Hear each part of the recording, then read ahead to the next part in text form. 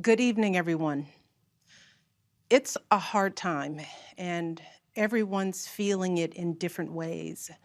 And I know a lot of folks are reluctant to tune into a political convention right now or to politics in general. Believe me, I get that. But I am here tonight because I love this country with all my heart. And it pains me to see so many people hurting. I've met so many of you. I've heard your stories.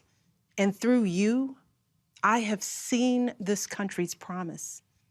And thanks to so many who came before me, thanks to their toil and sweat and blood, I've been able to live that promise myself. That's the story of America.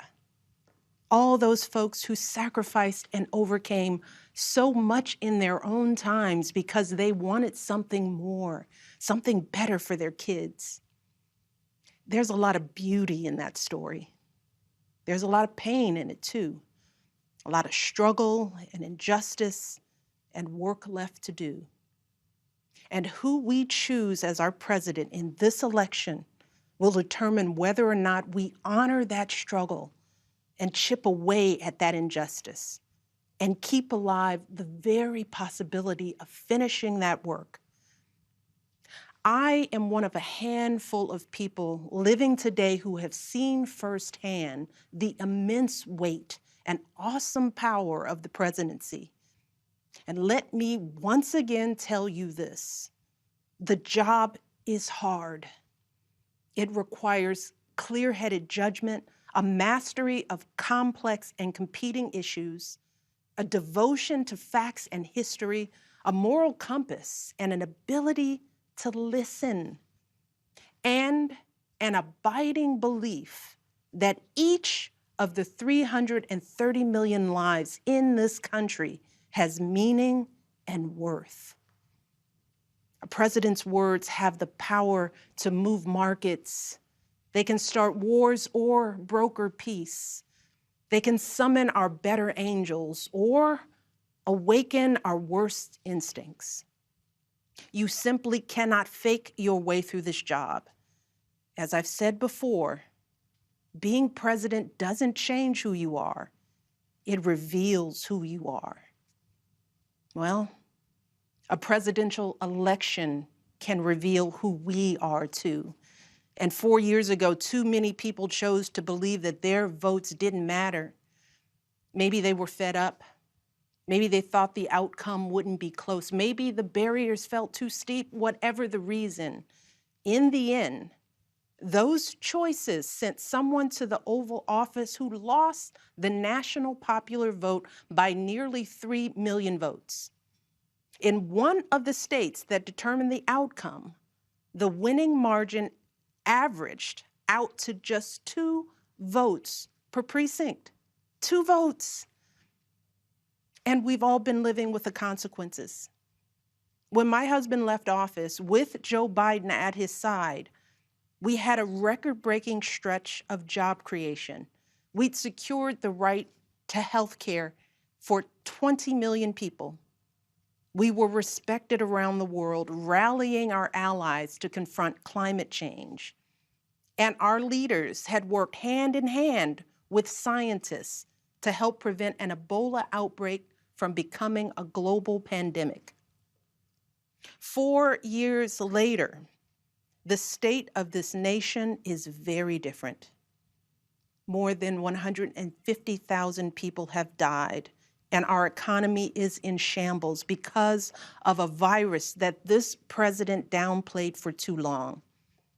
It has left millions of people jobless. Too many have lost their health care.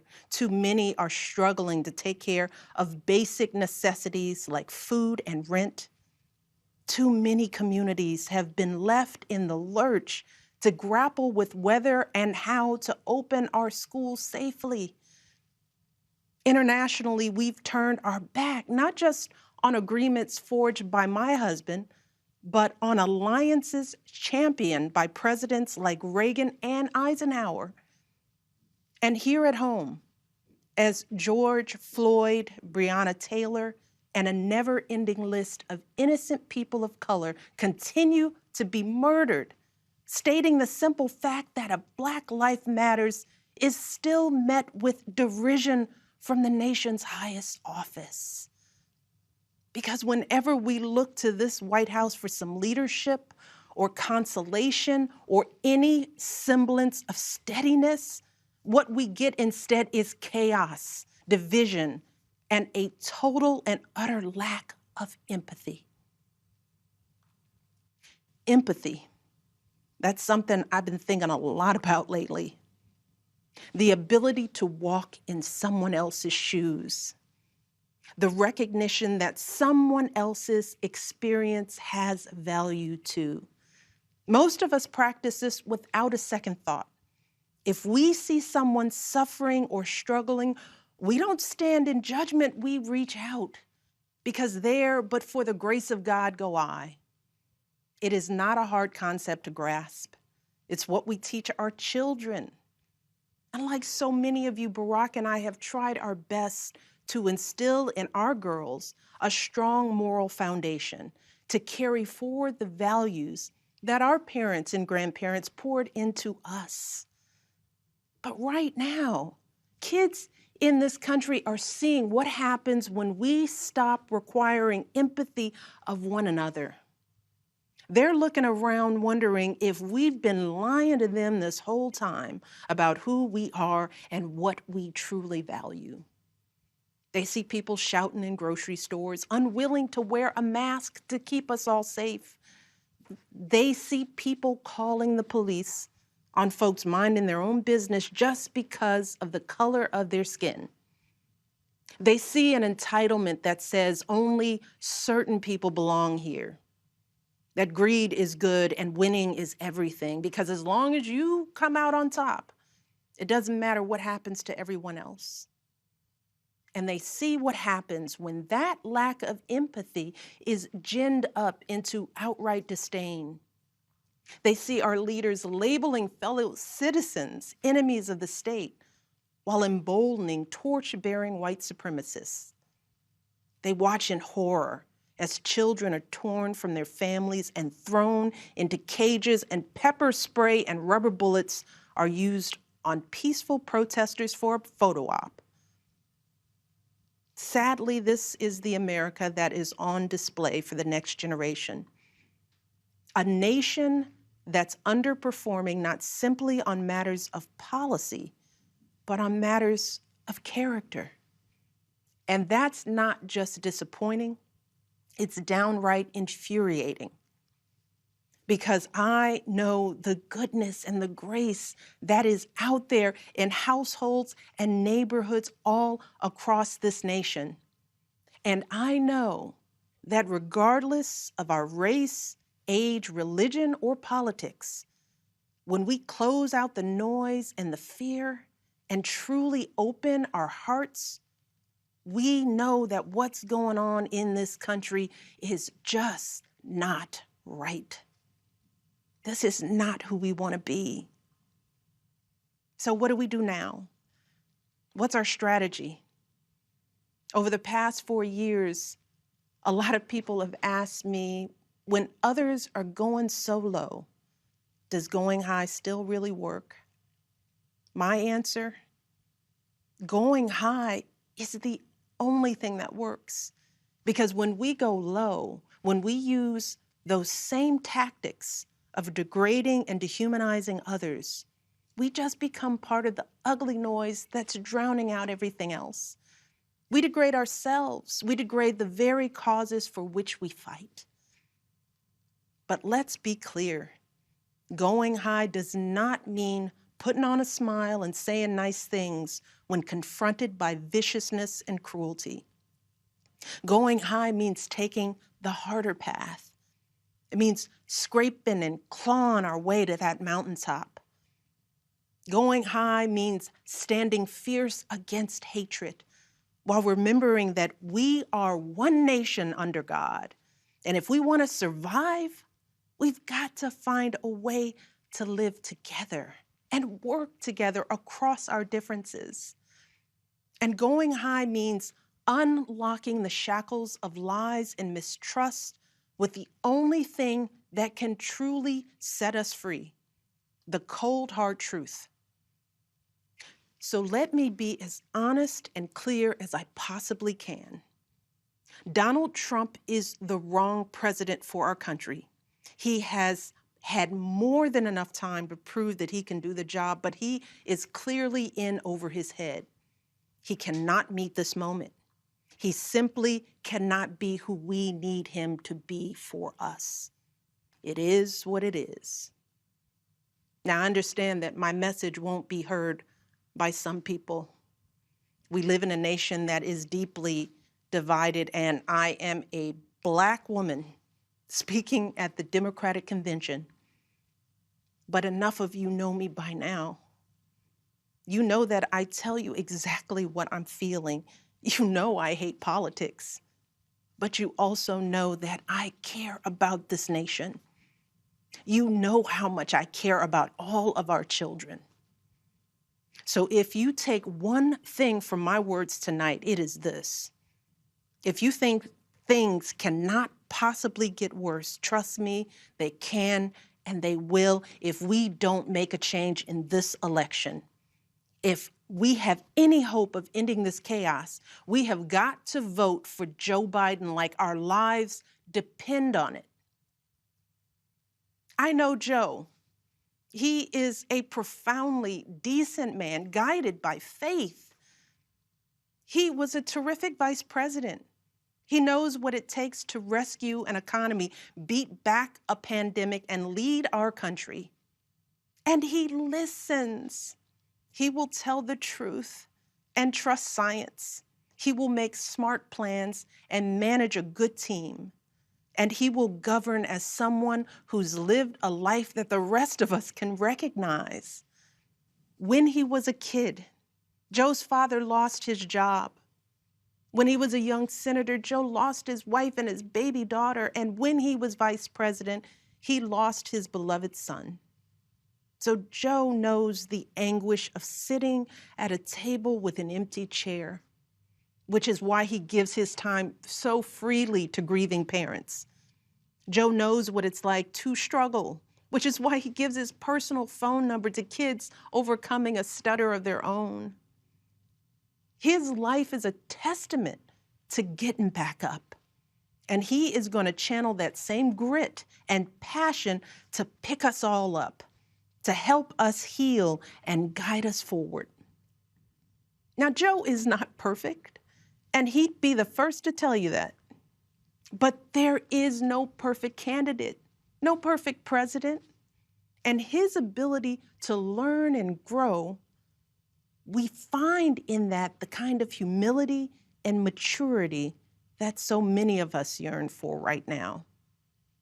Because Joe Biden has served this nation his entire life without ever losing sight of who he is. But more than that, he has never lost sight of who we are, all of us. Joe Biden wants all of our kids to go to a good school, see a doctor when they're sick, live on a healthy planet. And he's got plans to make all of that happen. Joe Biden wants all of our kids, no matter what they look like, to be able to walk out the door without worrying about being harassed or arrested or killed. He wants all of our kids to be able to go to a movie or a math class without being afraid of getting shot. He wants all our kids to grow up with leaders who won't just serve themselves and their wealthy peers, but will provide a safety net for people facing hard times. And if we want a chance to pursue any of these goals, any of these most basic requirements for a functioning society, we have to vote for Joe Biden in numbers that cannot be ignored. Because right now, folks who know they cannot win fair and square at the ballot box are doing everything they can to stop us from voting. They're closing down polling places in minority neighborhoods. They're purging voter rolls. They're sending people out to intimidate voters, and they're lying about the security of our ballots. These tactics are not new. But This is not the time to withhold our votes in protest or play games with candidates who have no chance of winning. We have got to vote like we did in 2008 and 2012. We've got to show up with the same level of passion and hope for Joe Biden. We've got to vote early, in person if we can. We've got to request our mail-in ballots right now, tonight, and send them back immediately. And follow up to make sure they're received. And then make sure our friends and families do the same. We have got to grab our comfortable shoes, put on our masks, pack a brown bag dinner, and maybe breakfast too, because we've got to be willing to stand in line all night if we have to. Look, we have already sacrificed so much this year. So many of you are already going that extra mile. Even when you're exhausted, you're mustering up unimaginable courage to put on those scrubs and give our loved ones a fighting chance. Even when you're anxious, you're delivering those packages, stocking those shelves, and doing all that essential work so that all of us can keep moving forward. Even when it all feels so overwhelming, working parents are somehow piecing it all together without childcare. Teachers are getting creative so that our kids can still learn and grow. Our young people are desperately fighting to pursue their dreams. And when the horrors of systemic racism shook our country and our consciences, millions of Americans of every age, every background rose up to march for each other, crying out for justice and progress. This is who we still are. Compassionate, resilient, decent people whose fortunes are bound up with one another. And it is well past time for our leaders to once again reflect our truth. So it is up to us to add our voices and our votes to the chorus of history, echoing heroes like John Lewis, who said, "When you see something that is not right, you must say something. You must do something." That is the truest form of empathy. Not just feeling, but doing. Not just for ourselves or our kids, but for everyone, for all our kids. And if we want to keep the possibility of progress alive in our time, if we want to be able to look our children in the eye after this election, we have got to reassert our place in American history.